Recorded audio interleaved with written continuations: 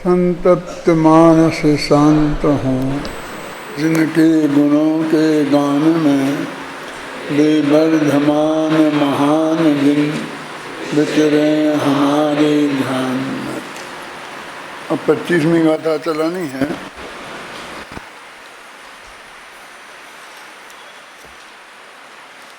उसकी उत्थानिका में कहा है, अथ के अपवाद विशेषा इति उपदिशति।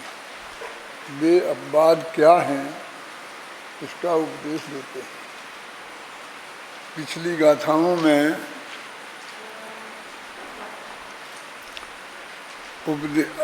अपवाद सापेक्ष उत्सर्ग और उत्सर्ग सापेक्ष अपवाद मार्ग को अपनाना चाहिए। उत्सर्ग मार्ग अत्यंत कड़क मार्ग है, अपवाद मार्ग एक सरल मार्ग है। तो एकदम कड़क मार्ग अपनाएंगे तो भी नहीं निभेगा, और एकदम सरल मार्ग अपनाएंगे तो उससे भी हमें सिद्धि नहीं होगी। इसलिए दोनों का बैलेंस बनाकर और हमें इस जीवन में अपनाना चाहिए। इसकी विस्तार से चर्चा अपने वो शिविर के पहले हुई थी, वहाँ से प्रश्न ने खड़ा किया है। और यहाँ ये कहा कि अपवाद मार्ग क्या है, माने कौन कौन से उपकरण वो साधु हमारे अपने पास रख सकते हैं, इसे अपवाद मार्ग कहते हैं वो। और इसी के संदर्भ में जो पिछली गाथाएं अपन ने पढ़ी थी स्त्री मुक्ति संबंधी और वो महिलाओं संबंधी, वो उनके यहाँ उपकरण मानते हैं, 13-14 उपकरण मानते हैं, इतने वो लेते हैं।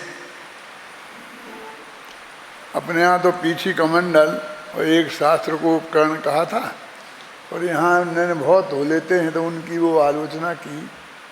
अभी अपन वो बात एक बीच में आई और हो गई। अब वो 224वीं गाथा से बाद में एक उत्थानिका ली है। इसमें ये विशेषता है, पढ़ो गाथा प्राकृत की और हिंदी। हाँ। उवयरणं जिणमग्गे लिंगं जजादरुवमिति भणिदं गुरुवयणं पियविणौ सुत्तज्जयणं च निधिष्ठं जन्मते शिशु समजनन विनयर गुरु के वचन आगम पठनए उपकरण जिन मार्ग का ऐसा कथन। वो कहते हैं क्या है उपकरण। तो एक तो नग्न दिगंबर दशा, जय जाद रूपम, जैसा पैदा हुआ था वैसा ही नग्न दिगंबर लिंग। एक ये तो एक इसको उपकरण कहा। और दूसरा गुरु के वचन, माने गुरु उपदेश देते हैं वो। और तीसरा है सूत्रों का अध्ययन। और चौथा है एक गुरु और शास्त्रों की विनय। गुरु के वचन आ गए ना, और शास्त्रों का अध्ययन आ गया। देव और गुरु दोनों को, अरहंत को भी महागुरु बोलते हैं ना, परम गुरु बोलते हैं अरहंत भगवान को। तो इस तरह से ये हैं उपकरण, ये अपवाद मार्ग में है। अरहंत भगवान को परम गुरु कहाँ कहा है बताओ, याद मालूम है? जिनको मालूम हो हाथ उठाओ। मालूम पड़े कितनों को मालूम है।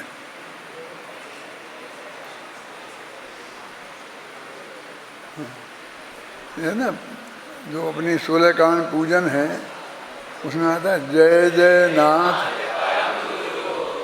तो वो अरहंत भगवान के लिए वहाँ परम गुरु कहा है। तो गुरु के वचन हो गए तो अरहंत के वचन भी हो गए उसमें शामिल, और अपने बाकी गुरुओं के भी हो गए। लेकिन वो नग्न दिगंबर दशा तक के गुरु लेना, अरहंत आचार्य उपाध्याय व साधु, और उनके वचन माने शास्त्र। तो इनको उपकरण कहा। इनमें भी पीछी कमंडल को नहीं लिया, जो पीछे कहा ना, वो एक शास्त्र जो कहा था ना, ये तीन रखने की, ये भाव की मुख्यता से बात है, और इसे अपवाद मार्ग कहा, और इसे भी अपवाद मार्ग ऐसा कहा कि ये बंध का कारण है, ये भी मुक्ति का कारण नहीं है, लेकिन उस भूमिका में होता है, माफी के काबिल अपराध है, ऐसा इसमें कहा है। देखो, जन्मते शिशुवश नगन तन और विनय अर गुरु के वचन, मन देव गुरु शास्त्र की विनय और गुरु के वचन और आगम का पठन, ये उपकरण है। उपकरण माने अपन ने तत्वासूत्र का जो है ना, उपकार का नाम किया ना, कि करण तो उपादान है और उपकरण निमित्त हैं, तो ये निमित्त हैं, इसलिए इनको उपकरण कहा। ये चीजें उनकी परिग्रह के रूप में उनके पास रहती हैं। कौन सी चीजें? गुरु के वचन, शास्त्रों का पठन, गुरु के वचन श्रवण और शास्त्रों का पठन, और नग्न दिगंबर शरीर, कि अब नग्न दिगंबर शरीर तो अच्छा ही है ना, इसको परिग्रह के रूप में कह रहे हैं कि देह तो परिग्रह ही है, वो छूट नहीं सकती है, और फिर अब उसे हम आहार भी दे रहे हैं, यानी उसे हम पाल रहे, है ना। तो ये शरीर एक उपकरण है, एक में गुरु का उपदेश वचनों का श्रवण है, एक शास्त्रों का पठन है, और जो विनय के योग्य हैं पंचपरनिष्ठी उनकी विनय। तो ये चार चीज़ें अपवाद मार्ग है, माने छठवें गुणस्थान में होती हैं। माने सातवें गुणस्थान में चला गया ना पुण्य, जहाँ जो उत्सर्ग मार्ग है, तो ये भी छूट जाती है ना, देह में के पालन पोषण की बात भी छूट जाती है, और गुरु के वचन सुनना भी छूट जाते हैं, और शास्त्रों का पठन भी छूट जाता है, और गुरुओं की विनय भी छूट जाती है। तो ये छठवें गुणस्थान में जो उनकी अवस्था होती है, ये उसका वर्णन है। देखो, इसमें भी एक बात विशेष है कि जब गुरु के वचन आए तो उसे तत्काल बोधक के रूप में लिखा, और जब शास्त्र का वचन आए तो उसे नित्य बोधक के रूप में लिखा। ऐसा भेद करके मैं बहुत समझाता रहा हूँ। वो एक प्रोफेसर का उदाहरण देकर है, आज किसी को पता है, किसी को सुना है तो याद है? ये भी हाथ उठाओ। देखो, तुम कहाँ हाथ नहीं उठाओगे तो मैं फिर सुनना पड़ेगा, मैं फिर सुनाऊंगा, है ना।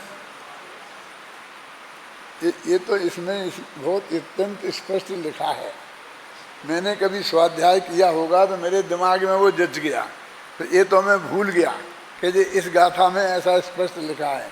फिर मैं इस बात को बहुत समझाता रहा इस रूप में कि एक प्रोफेसर है और वो यूनिवर्सिटी में पढ़ाता है, और अपने पढ़ाने में इतना पक्का है कि जैसे पहले जो 13 जनवरी को जो चीज़ पढ़ाई थी पिछले साल, इस साल भी वो ही क्लास में वो ही पाठ उस 13 जनवरी को ही पढ़ाएगा, और बिल्कुल उसी शैली में पढ़ाएगा। जैसा अपन अहिंसा का प्रवचन बिल्कुल रिपीट कर देते हैं ना, वो भी रिपीट कर देता है। मतलब अपने कार्यक्रम का भी पक्का, पढ़ाने में भी एकदम होशियार, और उसने उसकी कुंजी भी लिखी और बाजार में 5 रुपये में मिलती है। जैसे अपन ने वो पूरा अहिंसा का लेख किताब के रूप में भी छाप दिया। बहुत लोग, सबके पास किताब है, सबको फ्री में दे दी, फिर भी कोई आज तक, मैंने तो उसे 200 बार रिपीट किया होगा।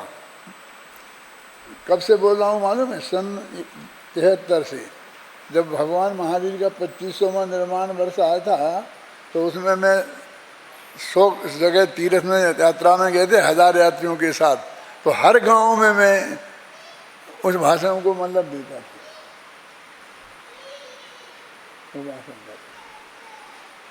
इतनी बार तो एक साल में ही बोला, और फिर हर साल 2, 5, 10 दफे 2, 5 दफे बोलता रहा, फिर भी कोई दोहरा नहीं पाता।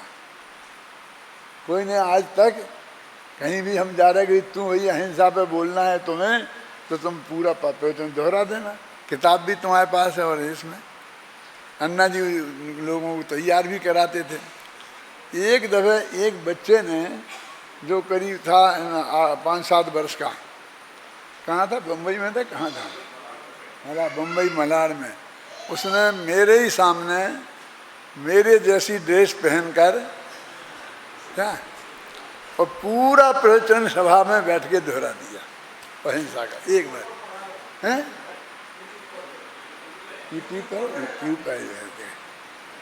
एक आदमी ने, वो 7-8 वर्ष के बच्चे ने, मेरे किसी विद्यार्थी ने नहीं सुनाया, मैं तो सिर्फ बता रहा हूँ कि वो काम कितना कठिन होता है। चाहते तो समय कि हमारा बढ़िया से बढ़िया हो, और अपन ने कोई प्रतिबंध नहीं लगाया। अपन कोई वो सुनाएगा तो मैं कहूँगा तो मेरी नकल मारता है, तो ये तो मैंने बोला था, ऐसा नहीं। मैं तो पीठ ठोकने वाला हूँ कि तूने यदि मैंने जो बताया था तेरे को, और तूने अच्छी तरह से जनता को समझा दिया, तो मैं प्रसन्न होने वाले आदमियों में हूँ। तूने मेरा बोल दिया क्या है ना, इसलिए मेरा फीका हो जाएगा, ऐसा नहीं है मेरे को। यानी वो कितना कठिन काम होता है ये काम वो, लेकिन वो प्रोफेसर ऐसा करता था। और बाजार में वो 5 रुपए की मिलती है उसकी वही की वही किताब। कोई विद्यार्थी यदि 2-4 दिन बाद उस दिन जो पढ़ाया था उस संबंधी कोई प्रश्न पूछता, तो वो पहले ही पूछता था, तुम उस दिन आए थे, फला तारीख को तुम आए थे, तुमने पूरा क्लास में पढ़े थे कि हाँ, तो वो जवाब देता था। नहीं तो कहता था अगले साल 13 जनवरी को आना और फिर तुमको मैं बताऊंगा। समझ में ना? तो अब कोई आदमी कहे कि मैं वो प्रोफेसर के पास मेरे को पढ़ने को मिल गया,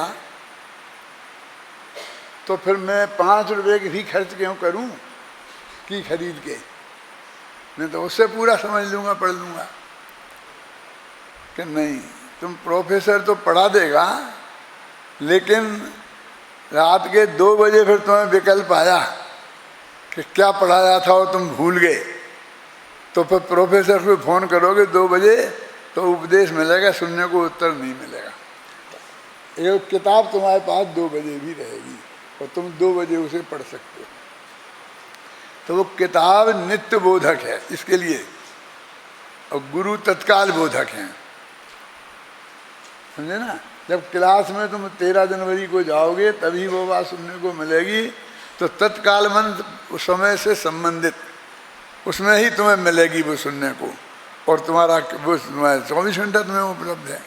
तो वो हो गया नित्य बोधक और वो हो गया तत्काल बोधक। इस बात को मैं ऐसे समझाता था। फिर मैं कोई कहे कि नहीं, हम जब वो 5 रुपए की भी खरीद लेंगे और उसमें बिल्कुल हूबहू लिखा है, तो हमें क्लास में जाने की ज़रूरत क्या है?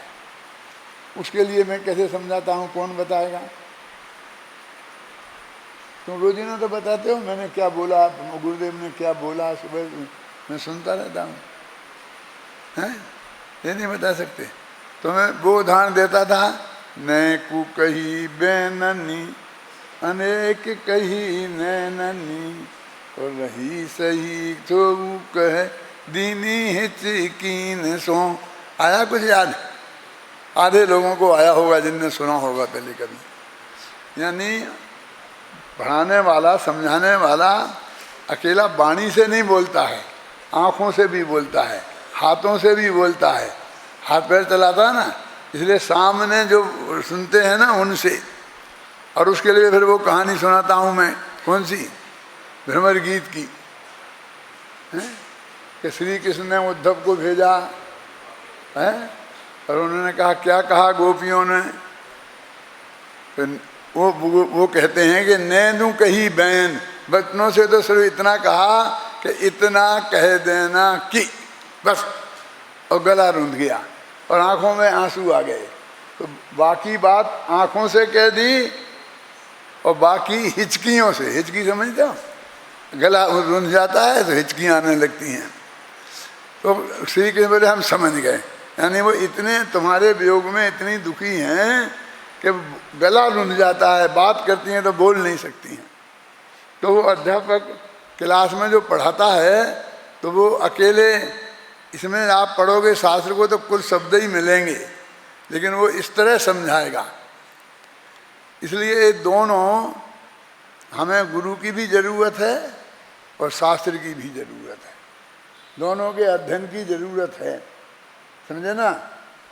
और नग्न दिगंबर दशा की भी इनने ये बात करी है कि शरीर तो नग्न दिगंबर होता ही है, उसमें तो कोई बात ही नहीं है, लेकिन उस नग्न दिगंबर दशा के लिए हम पोषण के लिए भोजन देते हैं ना, और भी उसकी संभाल उमाल करते हैं, आहार निहार की सारी व्यवस्था उस शरीर के पीछे हमारे लगी है, तो वो भी हमारे लिए परिग्रह हो गया। ये परिग्रह के भेद बता रहे हैं कि मुनिराजों के कौन परिग्रह होता है।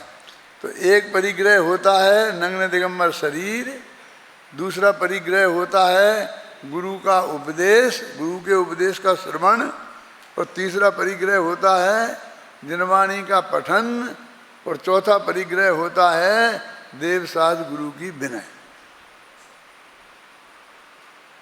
ये अद्भुत बात इस गाथा में कही है। इतनी चीज बस ये है, इसके अलावा और कुछ नहीं। संस्कृत टीका पढ़ता हूँ, और उस संस्कृत टीका का जो है ना, उसमें जो वो तत्काल बोधक और नित्य बोधक की बात अच्छी तरह से कही है। देखो, अपवाद रूप अनिषिद्ध उपदि सामान्य पर्याय की सहकारी कारण रूप से उपकार करने वाली होने से उपकरण है, अन्य नहीं। यानी ये चीज़ें उपकरण हैं। कौन कौन? ये वे उपकरण इस प्रकार हैं। अब पहला, सभी प्रकार की कृत्रिमता से रहित। नग्न दिगंबर कहा ना, वो पैदा हुआ बच्चा पैदा होता है तो आंखों में काजल लगा के आता है, चेहरे पे क्रीम पाउडर पोत के आता है, बालों को ऊंच के आता है, मैंने किसी भी प्रकार की कृत्रिमता नहीं, सभी प्रकार की कृत्रिमता से रहित और सहज रूप से अपेक्षित। वो सहज जैसा हो गया, यथाजात रूप पने के कारण जैसा वो पैदा हुआ था वैसा ही। बहिर्लिंग भूत काय के पुद्गल, ये काय को कहता है, काय के पुद्गल माने काद के परमाणु। एक तो इनका परिग्रह है, राग तो इनसे तोड़ दिया है, लेकिन अब छूटते नहीं हैं। अरहंत भगवान के भी लगे हैं, ये तो जब आयु कर्म समाप्त होगा तभी छूटेंगे ना। अभी अभी मैं एक बात सुन के आया हूँ तो आप लोगों को बता देता हूँ,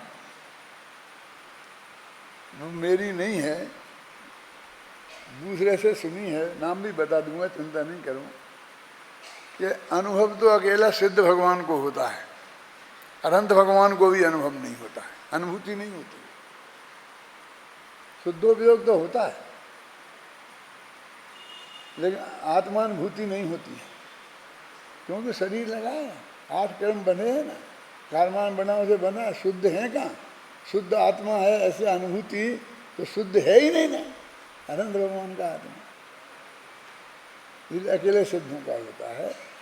ये बात मैं टीवी पे सुन के आया और सुधा सागर जी ने कही है, नाम से बता दिया। इसको ज़्यादा उछालना मत, तुम विद्यार्थी हो, विद्वान बन गए हो, तो उन लोगों की कैसी मान्यता है ये आप लोगों को ख्याल में रहे, इसलिए मैंने बता दी। मैं ये भी जानता हूँ कि ये सब टीवी पे जाएगा, जाएगा तो जाएगा, इनने कही है, मैं सुन के आया हूँ, ऐसे थोड़ी है कि मैं कोई झूठ बोल रहा हूँ। आप समझे ना। अभी अपनी बात तो कह रहे, एक उपकरण देखो क्या पढ़ते हैं, ये सभी प्रकार की कृत्रिमता से रहित, सहज रूप से अपेक्षित, यथाजात रूप पने के कारण बहिर्लिंग भूत काय पुद्गल। ये तुम लोग संस्कृत से भी नीचे लगा लेना, मैंने लगा लिया है, अब मैं और ज़्यादा समय खराब नहीं करना चाहता हूँ। बिल्कुल हू बहू संस्कृत में जो लिखा है उसका ये हिंदी अनुवाद है। फिर दूसरे श्रवण योग्य देखो, और तत्काल बोधक देख, और गुरु के द्वारा कहे जाने वाले आत्मदत्त द्योतक, आत्मा को समझाने वाले उपदेश रूप वचन पुद्गल, वे काय पुद्गल और वचन पुद्गल, इतने पुद्गलों का परिग्रह है। और अध्ययन किए जाने वाले फिर नित्य बोधक आ गया ना, वो तत्काल बोधक था गुरु के वचनों के लिए, और ये आ गया नित्य बोधक, है ना।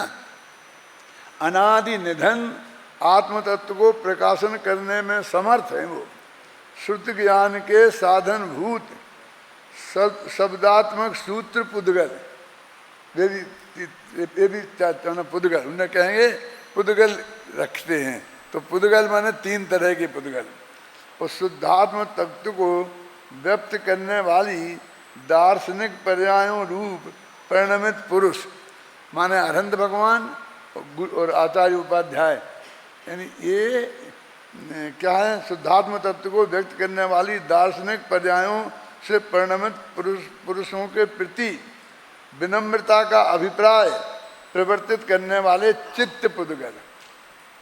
चित्त माने वो सोचना, ये मन में होने वाली विनय की बात कर रहे, विकल्पात्मा की। जय जयनाथ परम गुरु हो बोलने की जरूरत नहीं है। तो चार परिग्रह हैं उनके, कौन, काय पुद्गल, दूसरा वचन पुद्गल, और तीसरा सूत्र पुद्गल, और चौथा चित्त पुद्गल। फिर इनके बाकी सब विशेषण है ना। ये चार अपवाद मार्ग की उपकरण रूप उपदि है। उपदि माने परिग्रह। कौन, ये चार अपवाद मार्ग में हैं। अपवाद मार्ग में इन्हें उपकरण कहते हैं। क्यों, कि जो उपकार करने वाले हैं नहीं, उपकार करने वाले हैं माने निमित्त हैं। निमित्त रूप से ये चार चीजें उनके पास विद्यमान हैं। इनको भी आचार्य अमृतचंद्र परिग्रह कह रहे हैं। बोलो, अभी बहुत लोगों की बात है, कौन इनको परिग्रह समझता है, बोलिए। हम उपदेश सुन रहे हैं, ये परिग्रह है मुनिराज के लिए। अपने गुरु का, हमारा नहीं, अनंत भगवान की दिव्य ध्वनि सुन रहे हैं वो, वे शास्त्रों को पढ़ रहे हैं वो, गुरु को नमस्कार कर रहे हैं वो, और ये शरीर और इनके विशेषण क्या क्या लगाए हैं वो अभी मैंने पढ़ के सुना दिए। और तुम सब विद्वान लोग हो, अच्छी तरह से और पढ़ना, देखना, समझना, संस्कृत और हिंदी से मिलान करके उसे पूरी तरह सेट करना, क्या, जिसे तुम बड़ी निश्चिंताई से बोल सको। ख्याल में है ना, बिल्कुल हूबहू शब्दों को। ये चार प्रकार के अपवाद मार्ग उपकरण रूप उपदि है। उपदि माने परिग्रह है। इनका अपवाद मार्ग में निषेध नहीं किया गया है। उत्सर्ग मार्ग में तो इनका निषेध है, अपवाद मार्ग में इनका निषेध नहीं है।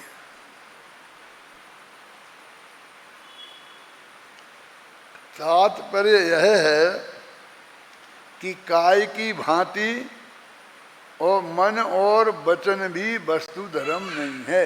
माने तीन चीजें आ गई ना, काय तो शरीर आ ही गया, और वचन पुद्गल तो वचन आ गए, और वो नमस्कार किया ना मन में ही, तो तीनों चीजें आ गई। कौन, काय चेष्टा नहीं ना, वो पढ़ो वो छंद बोलो।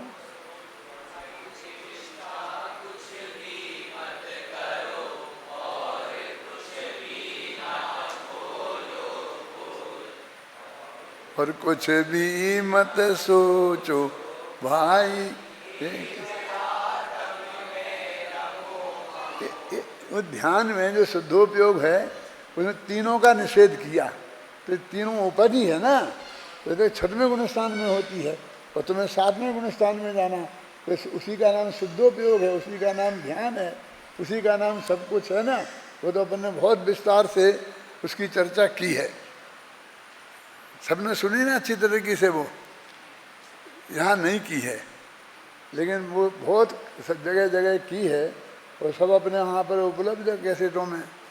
तो जैसे कभी पर्यूषण वगैरह में तुम पर सुनते हो, पर्यूषण के प्रवचन, एक आध दफे जब मैं बाहर जाऊँ ना शांति जी, तो मैंने सुना देना। मुझे बार बार विकल्प आता है कि एक दफ़े इन सबको सुनाओ, फिर नहीं सुनाओगे तुम इन्हें उसमें से, तो फिर मैं अपने 15 दिन फिर खराब करूँगा।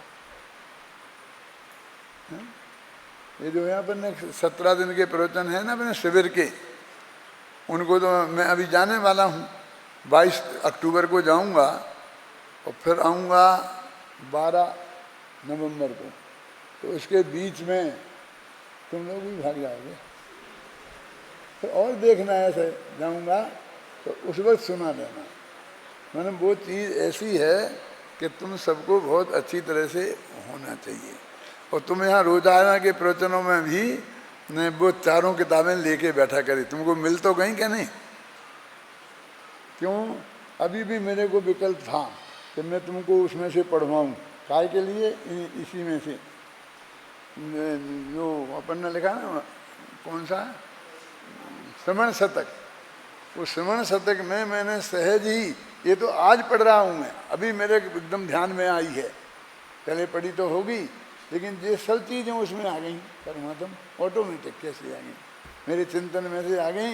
ये सब मैंने लिखी हैं उसमें कि ये मुनिराज को ऐसे ये लिखा कि बिहार, आहार और बिहार अभी आएगा इसमें, तो कि बिहार के सब बिहार में थक जाएंगे। क्यों थक जाएंगे? क्यों थक जाएंगे? इतना ज़्यादा चलने की ज़रूरत ही नहीं है, इतनी तेज चाल से चलने की ज़रूरत ही नहीं है, बल्कि मद्दी चाल। महाराजों को तो आजकल इस बात के लिए याद किया जाता है कि उनके साथ कोई चल नहीं सकता। क्यों?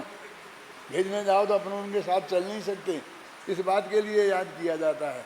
लेकिन मैंने लिखा कि नहीं, मध्य मध्य चलें, क्योंकि वे देख नहीं सकते। वे 4 हाथ जमीन देख के चलना है ना, तो शांति से चलना, और थक जाएंगे कि ऐसे धीरे धीरे चलेंगे देख देख के शांति से, तो थकेंगे तो नहीं, लेकिन कितने दिन लग जाएंगे।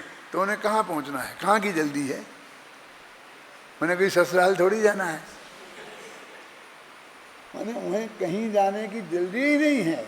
उन्हें तो सिर्फ विहार करना जरूरी है, क्योंकि एक गांव में, छोटा गांव हो तो 3 दिन, बच्चे का गांव हो तो 5 दिन, और उससे बड़ा गांव हो तो 7 दिन। इतना दिन चौमासे के अलावा, चौमासे में 4 महीना रुक सकते हैं, बाकी तो इतना रुकना है। तो चलना तो जरूरी है, लेकिन दौड़कर भागना के जरूरी नहीं है, इसलिए वो थकेंगे नहीं, इसलिए श्रम नहीं है, और किसी घर में बंद के रहना नहीं है, इसलिए आश्रम नहीं चाहिए। श्रम आश्रम कुछ नहीं चाहिए। वो सब मैंने लिखा है, तो वो पंक्तियां में पढ़वाने का विकल्प था, लेकिन वो किताब तुम लोगों के हाथ में है नहीं, है ना? तुम पढ़ लेना, उसे पढ़ना अच्छी है ना, पढ़ो। कहाँ से आएगा? 81 के बाद पढ़ना, 81 के बाद पढ़ो। कौन पढ़ेगा? खड़े होके शांति से पढ़ो अच्छी तरह। हाँ हाँ,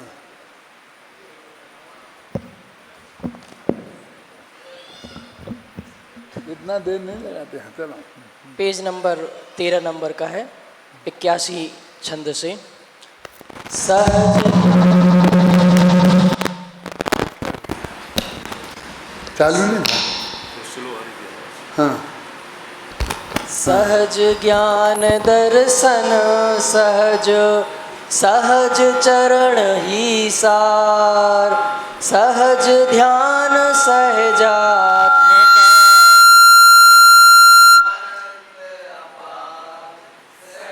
सहजता सहज ही दर्शन ज्ञान अनंत, सहज परिणमन सहज में होवे भव का अंत, सहज परिणमन धर्म है, सहज परिणमन सार, सहज स्वभावी वस्तु ही जीवन का आधार, सभी वस्तुएं सहज हैं, सब में शक्ति अनंत, सभी निरंतर परिणमे, सभी अनादि अनंत, सहज परिणमन के धनी, सभी वस्तुएं नित्य, अरे अनित्य भी हैं सभी,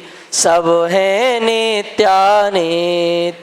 निज स्वभाव छोड़े नहीं, अतः सभी हैं नित्य और निरंतर परिणमे, कहते उन्हें अनित्य। बदले पर बदले नहीं, बदला बदली रूप, दोनों वस्तु स्वभाव हैं, वस्तु स्वरूप अनूप। नहीं बदलना द्रव्य का, है यह नित्य स्वभाव, अरे निरंतर बदलना है पर्याय स्वभाव। द्रव्य और पर्याय हैं दोनों वस्तु स्वभाव, वस्तु दोनों रूप है, दोनों का सद्भाव। नहीं बदलना वस्तु का, जैसा द्रव्य स्वभाव, नित्य बदलना वस्तु का, है पर्याय स्वभाव।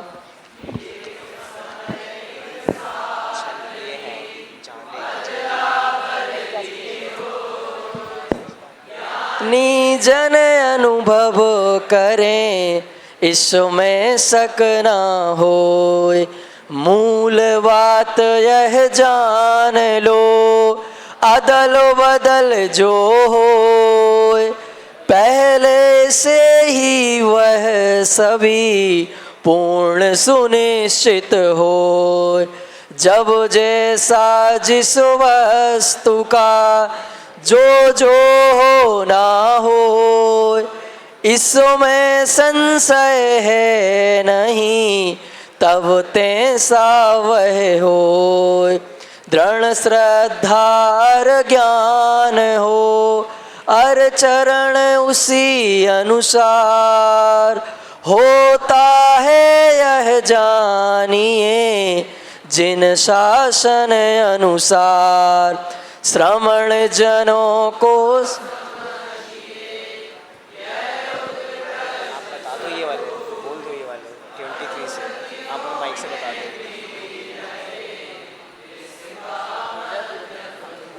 वो जो है ना, जाने की जल्दी नहीं, वो छंद निकालो। जाने की जल्दी नहीं, जाने की जल्दी नहीं, श्रम से रहित विहार, एक आत्मा ही रहे चिंतन का आधार। कोई किसी का ना करे, अरे अपनी पर्याय, जो जब जैसी हो प्रभु, सभी सहज स्वीकार। मतलब उसमें सब बातें वो जो इसमें हैं, आगे पीछे पढ़ोगे तो सब मिलेंगी कि उनका स्वरूप कैसा होता है, एक मुनिराज का स्वरूप। तो मुझे तो आज इसे पढ़ के बहुत आनंद आया, गहराई से पढ़ा ना देखेगी, क्योंकि जो मैं प्रवचन करता हूँ तो उसे अच्छी तरह पढ़ के आता हूँ। पहले कितना ही पढ़ा हो, खुद ही भी लिखा हो, तो भी अपन तो स्मृति वाले हैं ना, तो अपन तो भूल सकते हैं ना। तो ताज़ा करके फिर मैं आपको लोगों को सुनाना चाहता हूँ। देखो, तो ये उपकरण हैं और ये भी परिग्रह हैं। इनको भी जब परिग्रह कहा है तो अब देखो इसके पीछे निकालो। उक्त संपूर्ण कथन का सार यह है, पेज नंबर 436 ये बड़ी किताब में, कि जब मुनिराजों के आत्महित के निमित्त रूप शरीर, गुरु के वचन, जिनवाणी पठन और गुरुओं की विनय को भी उपकरण कहकर परिग्रह ही कहा है, तब अन्य परिग्रह की ही तो बात ही क्या करना। हैं। टीवी वीवी आजकल जी कितने कितने चल गए हैं, उनकी तो बात ही क्या। देखो ये दूसरी बात, फिर तीसरी बात, फिर चौथी बात, ये 3 बातें और पढ़ो। मैं ही पढ़ूँगा, तुम पढ़ोगे, है तुम्हारी किताब में। हाँ, दूसरी विशेष बात यह है कि यहाँ जिनवाणी को नित्य बोधक और गुरु वचनों को तत्काल बोधक कहा है। शास्त्र तो हमें सहज भाव से 24 घंटे सर्वत्र उपलब्ध हैं, हम जब चाहें तब उन्हें पढ़ सकते हैं, पर गुरु के वचन सदा और सर्वत्र उपलब्ध नहीं रहते। वे तो हमें सुनिश्चित क्षेत्र काल में ही प्राप्त होते हैं। इसलिए शास्त्रों को नित्य बोधक और गुरु वचनों को तत्काल बोधक कहा गया है। तीसरी बात यह है कि कोई बात समझ में ना आवे तो गुरुजी से पूछ सकते हैं, पर शास्त्रों के साथ यह सुविधा उपलब्ध नहीं है, क्योंकि उनसे हमारी और एक तरफा मार्ग वन वे ट्रैफिक है। उनकी बात हमें तो उपलब्ध है, पर हम अपनी बात उन तक नहीं पहुंचा सकते हैं। चौथी बात यह भी ध्यान देने योग्य है कि शास्त्रों के माध्यम से हम हजारों वर्ष पुराने संतों के वचनों का भी ज्ञान कर सकते हैं, पर गुरु वचनों में तो वर्तमान गुरुओं पर ही निर्भर रहना होता है। इस प्रकार हम देखते हैं कि शास्त्रों का अध्ययन और गुरुओं के प्रवचन दोनों एक दूसरे के पूरक हैं, विरोधी नहीं। दोनों की उपयोगिता भी असंदिग्ध है। यद्यपि इन उपकरणों की उपयोगिता असंदिग्ध है, तथापि यहाँ उन्हें उपाधि परिग्रह के रूप में ही स्वीकार किया गया है और अपवाद मार्ग में ही स्वीकार किया गया है, उत्सर्ग मार्ग में नहीं। देखो ये गाथा में इसको भी उपाधि परिग्रह का मुनियों के पास, और ये भी इसमें इनसे मोक्ष नहीं होगा, ऐसा क्लियर बताया। क्योंकि ये शुभ भाव का काल है। जैसे मैंने एक दफ़े कहा था, तुमको याद होगा कि वे शुभोपयोग में आते हैं ना, तो उन मुनिराजों के 3 कसाय के अभाव रूप जो शुद्ध परिणति होती है, उसके कारण उनकी महानता कायम रहती है। लेकिन ये जो शुभ भाव भी चाहे जैसे शुभ भाव नहीं है ना, गौशाला खोलने के शुभ भाव नहीं, कौन से शुभ भाव, ये 4 आ गए। ऊपर कौन, गुरुओं के वचन श्रवण, शास्त्रों का अध्ययन, समझ गए ना, ये इस टाइप के शुभ भाव हो सकते हैं। गुरुओं की विनय, माने इनमें उनकी मर्यादा है कि वो शुभ भाव कह दिया तो तुम सब तरह के शुभ भाव मत ले लेना, समझ गए ना, इतना ही शुभ भाव, इससे ज़्यादा के आगे के शुभ भावों की बात नहीं है। वे ही हैं और उनको भी परिग्रह का वो शुभ भाव हैं, वो भी बंध के कारण नहीं हैं, उससे पुण्य ही बंधेगा। इसमें एक जगह अभी ये भी आएगा, शायद अगली गाथा में आ जाएगा कि इहलोक और परलोक, इन दोनों के प्रति कौन से छंद में आया था जो अभी अपन ने पाठ किया था ना, अभी अपन ने 5-7 छंदों का पाठ किया ना, उनमें आया, पढ़ो इहलोक परलोक वाला, अगले में ही है। हाँ, ये 226 पढ़ो, ये छंद ही पढ़ना है अपन को। इहलोक से निरपेक्ष यति परलोक से प्रतिबद्धना, हर कषायों से रहित युक्ता, हार और विहार में। मैंने इस लोक से भी निरपेक्ष हैं और परलोक से भी प्रतिबद्ध नहीं है। ये क्या, इस लोक में भी किसी से बंधे नहीं हैं कि मैं तुम्हारे यहाँ हर को आऊँगा, कि मैं आज ही चलूँगा, कि मैं आज तुम्हारे यहाँ पहुँच ही जाऊँगा, इतने बजे चलूँगा, इतने बजे पहुँच जाऊँगा, ऐसा कोई प्रतिबंध अपने माथे पे नहीं लेता। हम लोग लेते हैं ना, तो उसके माथे से हम कितना माथे पे बोझा रहता है। अभी कह के साहब मैं 8 बजे आ जाऊँगा प्रवचन करने के लिए, और तुम लोगों को प्रतिबाध्य करूँ कि लेट आओगे तो ठीक नहीं चलेगा, और फिर मैं नहीं आऊँ, तो उसका बोझा माथे पे रहता है ना। यदि महाराज हैं तो उनको भी बोझा माथे पे रहेगा, है ना। तो वो किसी से इस लोक में बंधते नहीं हैं, ना आहार के लिए, न प्रवचन के लिए, न किसी काम के लिए। और परलोक में वो जो मैंने बहुत विस्तार से समझाया है कि परलोक में जाके तो असंयम ही होना है, तो उसमें कोई ज़्यादा रस नहीं होता है। स्वर्ग की चर्चा सुन सुन के उनके मुँह में पानी नहीं आता है। तेल दिया में स्वर्गवास हो जाएगा तो अच्छी स्वर्ग में चले जाएंगे, फिर इतना ये होगा, ये मिलेगा, ये वैभव मिलेगा। यद्यपि स्वर्ग में जो लिखी हैं शास्त्र में वे अनुकूलताएं हैं, ये नहीं कहते नहीं हैं, लेकिन उन्हें तो संयम की महिमा है ना, तो वो संयम नहीं है। और फिर मैंने बताया था वो असंग गुणी निजरा, भूल मत जाना। असंग गुणी निजरा माने असंग गुणी शुद्धि की वृद्धि, असंग गुणी शुद्धि की वृद्धि माने असंग गुणी आनंद की वृद्धि। तो चौथे गुणितांश 5 में असंग गुणी आनंद की वृद्धि। तो ऐसे कई गुणन का फल करते हुए आगे जाते हैं ना, तो जो मुनि अवस्था में जो वे हैं, जो भी शुभोपयोग शुद्धोपयोग जिसमें जब जैसे रहते हैं तब, तो उसमें इतनी अनंत गुणी शुद्धि की वृद्धि हो रही, और वो वहाँ गारंटी से नहीं होगी। यदि सम्यक दर्शन सहित ही हुए तो भी, तो वो तो घाटे ही घाटे का सौदा है। और सबसे बड़ी तकलीफ है कि उसमें बहुत लंबे काल तक रहना। इसके लिए मैं ऐसा उदाहरण दे के समझाता हूँ कि एक विद्यार्थी को यदि यूनिवर्सिटी में नकल करते पकड़ा जाए तो वो उसे नोट लगा देते हैं, कॉपी ले लेते हैं, अरे इस साल वो फेल हो जाएगा।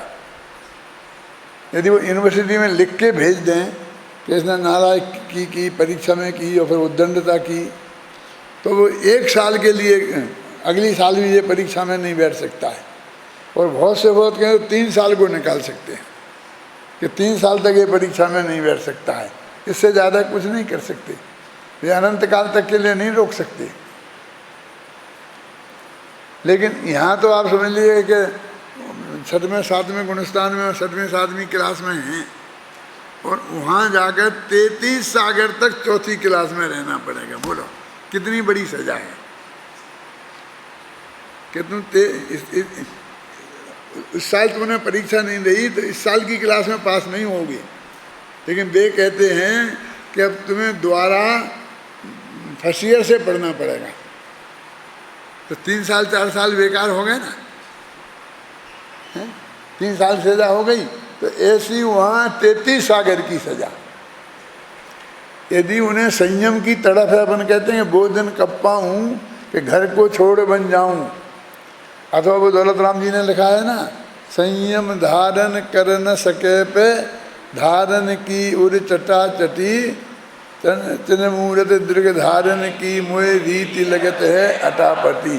तो वो भी सम्यक दृष्टि है ना, तो उनकी भी यही स्थिति है। संयम धारण करने के हृदय में तो चटापटी लग रही, और संयम धारण नहीं कर सकते हैं, और कब तक। इसलिए उनको कोई रस नहीं है, जल्दी मर के स्वर्ग जाने का कोई रस नहीं है। ये लोग से भी निरपेक्ष हैं, किसी से बंधते नहीं हैं, और अगले भव से भी निरपेक्ष हैं। अब जाना होगा तो चले जाएंगे, जो होगा उसको भोगेंगे, उसमें हम कुछ कर नहीं सकते। वस्तु का स्वरूप है जैसी जो स्थिति है उसके लिए, लेकिन उसका कोई रस नहीं है, उसका कोई मज़ा नहीं है, उसका कोई आनंद नहीं है। आचार्य विनोबा भावे के बारे में मैंने तुम्हें सुनाया था कि वो फर्स्ट क्लास फर्स्ट वाले थे, गांधी जी की डिवीजन वाले नहीं थे। Gandhi ji through out 3rd division थे, मालूम है, कभी सेकंड भी नहीं आए, फर्स्ट तो बहुत दूर। और आचार्य Vinoba Bhave through out toppers थे। तो वो पढ़ते गए, आगे आगे की डिग्रियां लेके, जब पढ़ के वे सब टॉप की डिग्रियां उनके पास इकट्ठी हो गई, तो एक दिन उन्होंने अपनी माँ के सामने सब डिग्रियों को रखकर और उस पर मिट्टी का तेल डाल के और उन्हें आग लगा दी। तो मैंने कहा ये क्या किया तूने, कितनी मेहनत कर करके ये डिग्रियाँ इकट्ठी की थी और आज तूने जला दिया, क्योंकि ये डिग्रियाँ क्या काम आएंगी। गवर्नमेंट की नौकरी मिलेगी, IAS ऑफिसर बन जाएंगे,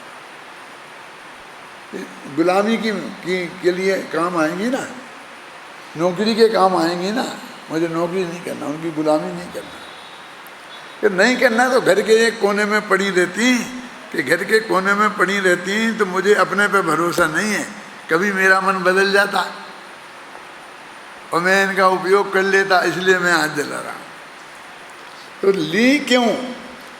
कि ली तो इसलिए कि यदि मैट्रिक की डिग्री नहीं लेता तो इंटर में नहीं पढ़ सकता था, 10वीं क्लास के परीक्षा की डिग्री नहीं लेता तो 11वीं में नहीं पढ़ सकता था, 11वीं की नहीं लेता तो 12वीं में नहीं पढ़ सकता था, 12वीं की नहीं लेता तो 13वीं में नहीं पढ़ सकता था। ऐसे अंत तक पढ़ने के लिए पिछली क्लास में पास होना जरूरी है ना। पढ़ने की व्यवस्था जो है स्कूलों में वो ऐसी है, वो ज्ञान तो मुझे अर्जन करना है, इसलिए मैंने ये सब इकट्ठी की और अभी नौकरी नहीं करना है, इसलिए मुझे नहीं चाहिए। तो तुमने यदि स्वर्ग जाना नहीं है, स्वर्ग में तुम्हें कोई रस नहीं है, तो ऐसे काम, ऐसे स्वभाव क्यों किए कि जिससे तुम्हें स्वर्ग जाना पड़ा? मोक्ष में तो जाना नहीं है, और जहाँ भी जाएंगे तो वो वहाँ जाना ही है, इतना काल जितना काटना है वो तो काटना ही है। और अभी शुद्ध भाव हो सकते होते तो वो शुद्ध ही करते, अब वो हो नहीं सकते तो हुए, अब जैसे हुए तो हो गए, बस खत्म। वही डिग्री, पिछली डिग्री चाहिए क्योंकि अगली डिग्री में परीक्षा देनी है, समझ गए ना। तो क्या है, पढ़ो अभी। ये लोग से निरपेक्ष यति परलोक के प्रतिबद्धना, इस लोक से कोई अपेक्षा नहीं है और परलोक से कोई प्रतिबंध नहीं है। तो प्राकृत में भी ये लोग निरापेक्षो अपरिबद्धो परम्य लोकम्य, और परलोक से बंधते नहीं है, बिल्कुल है ना। इतना बिल्कुल अक्षर टू अक्षर पद्यानुवाद है ना, इतना आसान नहीं है।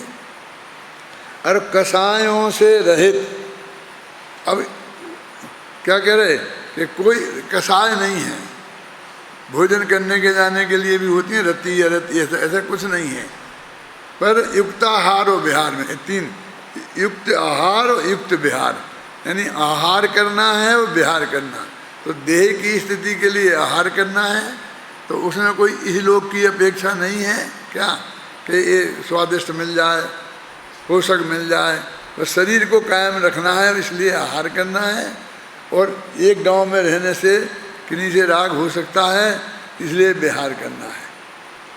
तो युक्त आहार और विहार में युक्ताहार और युक्त विहार करना है। तो युक्ताहार क्या है कि ये लोक से कोई अपेक्षा नहीं हो और परलोक की कोई आकांक्षा नहीं हो, हमें क्या चाहिए कुछ नहीं है, फिर भी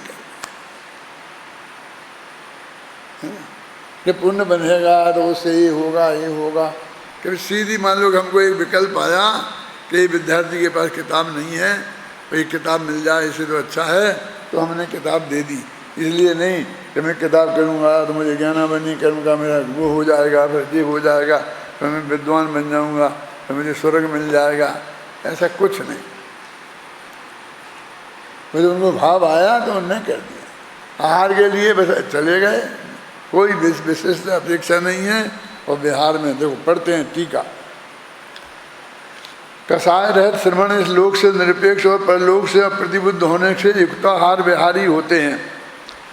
अनादि निधन एक रूप शुद्धात्म तत्व में परिणत होने से मुनिराज कर्म पुद्गलों के विपाक से अत्यंत भिन्न स्वभाव के द्वारा कसाय रहित होने से वर्तमान काल में मनुष्यत्व होते हुए भी स्वयं समस्त मनुष्य व्यवहार से उदासीन होने के कारण इस लोक के प्रति निरपेक्ष हैं। देखो इसमें लिखा है ना कि वर्तमान में समस्त व्यवहार से उदासीन हैं।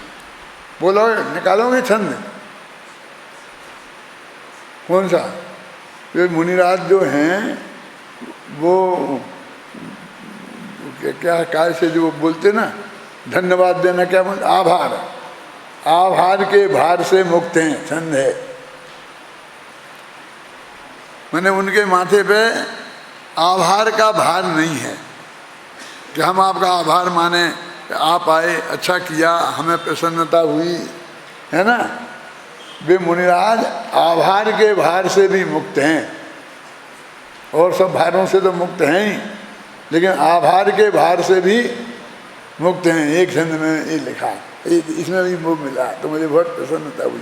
पहले मैं इसे देख लेता और फिर लिखता तो शायद उतना आनंद नहीं आता। ये लिखा ना, समस्त व्यवहार से, कहाँ है, कहाँ पढ़ रहे थे अपन,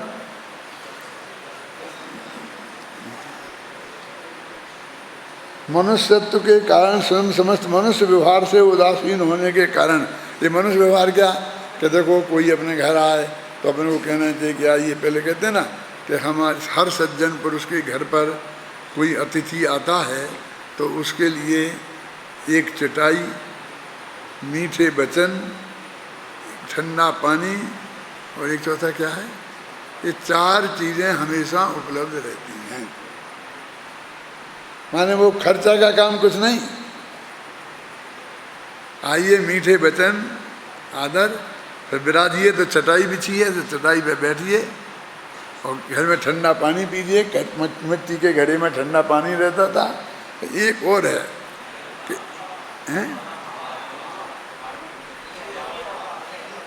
मैं कुछ नहीं सुने, हाँ पंखा, हाँ हवा, हवा, ऐसा पंखा लेके और मेहमान को ऐसी हवा करते थे। अभी यहाँ विद्यानंद जी को भी कर रहे थे, उनकी समाधि हो रही है, जैसे पंखा कर रहे थे, समझ गया ना। 4 चीज़ें उपलब्ध रहती हैं। एक मनुष्य का व्यवहार सिखाया उनने हमें।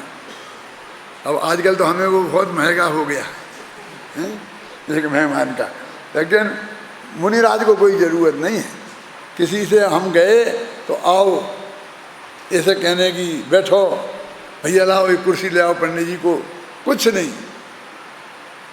अपने मुनिराज तो सिकंदर आया था, उसको भी नहीं कहा कि आओ बैठो, हैं सफाई में नहीं कराई थी, समझ गए ना, कुछ नहीं है खड़ा, और उसने शिकायत करी हैं कि कुत्ते भौंक रहे हैं, तो इन कुत्तों को तो भगा देते हैं कि भौंकते ही रहते हैं, एक यहाँ भौंक रहा है, एक यहाँ भौंक रहा है। मैंने पूरे मनुष्य व्यवहार से मुक्त रहते हैं। ये भी कभी सोचा नहीं होगा आपने कि इसमें क्या है। महाराज ने प्रेम से हमें बुला लिया, हम खुद ही बहुत उपकृत होते हैं और ऐसा मानते हैं कि देखो मेरे भाई वे सीधे बातें ही नहीं करें, ऐसा बुलाएं नहीं तो हम के फिर दोबारा जाते नहीं हैं। क्यों होता, ये अपेक्षा तो हमें है ही ना, हैं, लेकिन मनुष्य व्यवहार से प्रतिबद्ध नहीं है वो, क्योंकि माथे पे बोझा होता है उसका। मुनिराज की क्या है मानो प्रवृत्ति, यदि अपन जरूरत होगी तो कल पढ़ेंगे इसको, इस हिस्से को अभी, कि वो उनके पीछे होती है ना तो सफाई करने के लिए, तो वो 3x3 की जगह ही साफ करते हैं। समझ में आया ना आपकी मैं क्या कह रहा हूँ। उन्हें यहाँ बैठना है तो पीछे उतनी जगह, जैसे टेबल की जगह है ना, समझ लो इतनी ही जगह साफ करके बैठ जाते हैं, कहने कि यहाँ तक कर दें, समझ गया। वो यदि कुटिया होती तो पूरी कुटिया साफ करनी पड़ती है ना। तो वो एक शिला पर बैठे तो शिला भी पूरी साफ नहीं करना है कि दूसरे मुनिराज आगे बगल में बैठेंगे तो उनकी भी साफ करो तो क्या फर्क पड़ता है। नहीं, वे आएंगे वे अपनी साफ कर लेंगे। क्यों हमने पीछे से साफ किया तो अभी तो जीवों को जहाँ से चल रहे थे उन्हें तकलीफ तो हो गई ना, वहाँ से जैसे मान लो चींटियाँ हैं तो वो हट गई तो फिक गई ना, ऐसे आपको उठा के ऐसा फेंक दे रहे रास्ते में से, ऐसा ही हुआ ना, क्या कहें। तो वो उससे ज़्यादा जगह की सफाई भी नहीं करेंगे, वो तो जीव ना मर जाए इसलिए उन्हें उतनी करनी पड़ती है। अपने पीछे कमंडल उठा के रख लें बस खत्म, क्योंकि यदि ज़्यादा की करें तो परिग्रह हो जाएगा जमीन का, जगह का। जहाँ से गए हैं लौट के उसी शिला पे आना है ये जरूरी नहीं है। उस शिला पे दूसरे मुनिराज आके बैठ गए तो, मुनिराज नहीं बैठ गए, कुत्ता आके बैठ गया तो वे कुत्ते को भगाएंगे नहीं उस शिला पे बैठने के लिए, दूसरी जगह जहाँ जगह हो जाएगी वहाँ बैठ जाएंगे। आप समझ में आ रहा, क्योंकि उन्हें उस शिला का परिग्रह नहीं है। क्या श्रम है, कुछ नहीं करना है उन्हें, कुछ नहीं करना धर्म है भाई, है?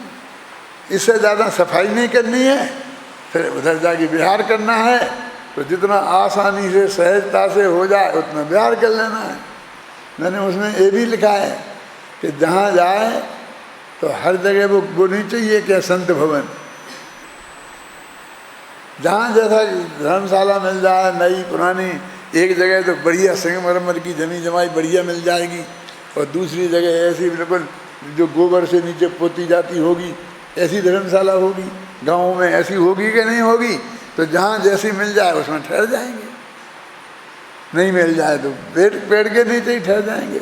आज बड़े बड़े होटलों में बारातों को ठहराता है, हमने वो भी देखा है। हमारे गांव में किसानों के यहाँ बारात आती थी तो उसका डेरा मालूम कहाँ होता था? गांव के बाहर बरिया तरह बड़का जो पेड़ था उस पेड़ के नीचे बारात को ठहरा देते थे। समझ में आया ना? बस खत्म। और अपनी रोटी बनाओ खाओ, एक पानी की कनाई ठंडी रख देते थे भर के, बस उसमें से पानी पियो रहो रहो। और 5-5 दिन रहती थी और वहाँ पड़ी रहती थी बाराती। और आजकल हमने कितना कितना कर दिए, हर एक को एसी कमरे चाहिए। ये हमारा शिविर बेचारा 10,000 का 1.5 करोड़ का हो गया। अब 1.5 करोड़, अब 2 करोड़ हो गए। हमारा 10,000 में शिविर हुआ, पहला शिविर 5-10 हज़ार में हुआ था और होते होते अब 1.5 करोड़ का हो गया है। मुनिराजों का ऐसे कुछ नहीं। एक तरह में बहुत शांति से श्रवण शतक पढ़ना है। वो मेरे मन के मुनिराज हैं, मैंने जो मेरे चित्त में जैसे मुनिराजों के प्रति भक्ति उमड़ी वो मैंने लिखी। वो बिल्कुल पवित्र, बिल्कुल भक्ति के भाव से लिखा है, किसी की आलोचना के लिए रंच मात्र नहीं लिखा। कि ऐसे जो मुनिराज हैं उनके चरणों में मेरा नमोस्तु हो, बस इस भाव से ही मैंने पूरा श्रवण शतक लिखा। किसी मुनिराज की आलोचना की दृष्टि से नहीं, और उनका ऐसा स्वरूप और भाग्य से अब मुझे इस शास्त्रों में भी मिल रहा है। अब मैं मानता तो ऐसा ही हूँ कि मैंने पहले शास्त्र पढ़े होंगे तो मैं अंदर में बैठ गया और फिर बाहर मैं भूल भाल गया। क्या गाथा नंबर, शास्त्र नंबर ये भूल गया। मैं नोट तो कुछ करता नहीं हूँ। मैं कभी कोई प्रवचन में कोई पर्चा मर्चा नोट करके नहीं रखता, मैंने कोई डायरी मेंशन नहीं करता, कहीं कुछ नहीं लिखता। जो कुछ है बस इधर ही है, इसी के साथ चला जाएगा बस। तो वही है मेरे कहने का मतलब, कोई मेरे बाप का कुछ नहीं है। लेकिन अभी मेरे ख्याल में नहीं था कि कौन से शास्त्र में कहाँ क्या बात है, और अभी इसमें मिली मुझे, तो मुझे बहुत आनंद होता है। आप लोग उसे गहराई से पढ़ें। इसी मंगल।